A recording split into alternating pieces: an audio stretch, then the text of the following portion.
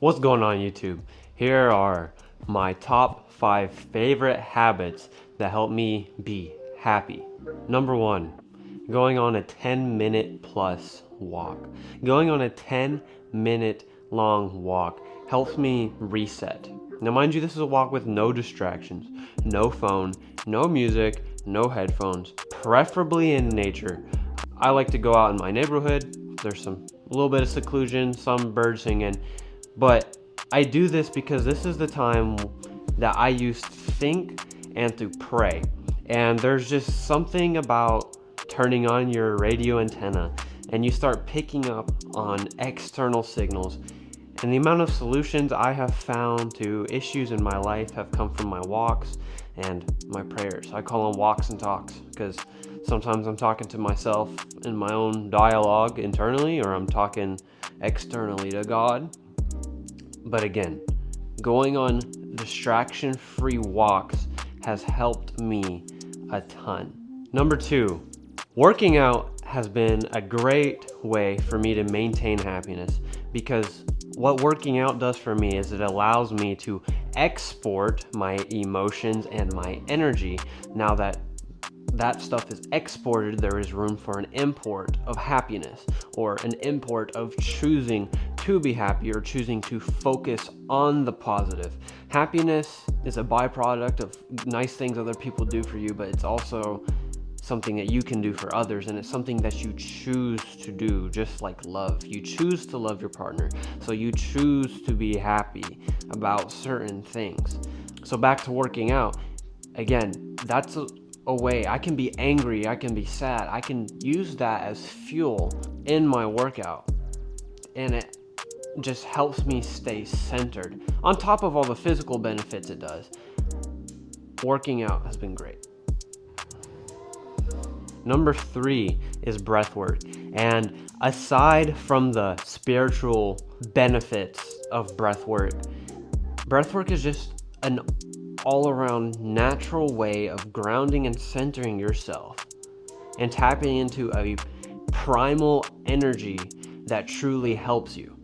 If you can do breathwork, it helps you with impulse control, because it is boring. Seriously, let me show you. This here, right here, my red light panel, and I sit on this stool and I breathe in the mornings. And what this does for me is, yes, I'm getting benefits of red light, but that's for another video. It's health benefits right there, which gets down into mitochondria and a lot of fun stuff. But the act of breath work helps me a ton with boredom, with being able to handle boredom, and has helped me regain a lot of my focus. And it also helps me wake up in the morning. No one's very extremely happy in the morning. When you wake up and you get out of bed in the morning, for example, is you don't naturally feel happy, you naturally feel mad, because anger doesn't require oxygen, but happiness does. So do your breath work. Why wouldn't you use the thing that is essential to your body that you can get for free if you just intentionally breathe? Number 4 is time with a friend who understands. And time with someone who is like a brother's, parallel with you on your path, not a mentee. Someone who actually truly understands you and your current situation in which you're in. And it's not a friend who's a distraction from your pain, someone who's there to help you deal with your pain. Having someone like this to speak to, who is parallel with you on your journey, is paramount to happiness, because you, again, using this terminology, you get to export these things and empty your mind of these things, and in that session import their good ideas. Or sometimes all you have to do is get stuff off your chest with words, talking to another human, because as much as some people out here are introverts and all that, we need each other, and you need some good people around you. Number 5, that is viewing sunrise and sunset. And I'm just gonna read that here for y'all from my script, because anyway, sunrise and sunset are powerful hormonal resets. Morning sun boosts dopamine and testosterone. Evening sun triggers melatonin and deep recovery. Together, they align your mind, body, and soul. Miss them and you're fighting nature.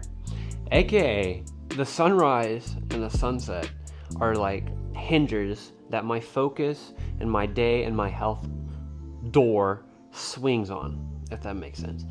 They are triggers to my body and to me mentally of what is going on.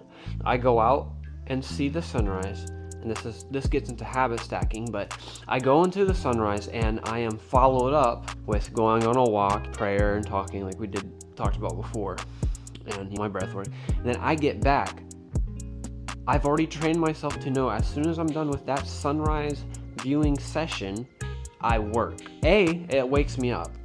And it actually helps you sleep better because you're aligning your circadian rhythm with the rhythm of the world, with the light rhythm outside, and that has many implications. And that really leads into the bonus point, which is getting sleep. It is okay to sleep.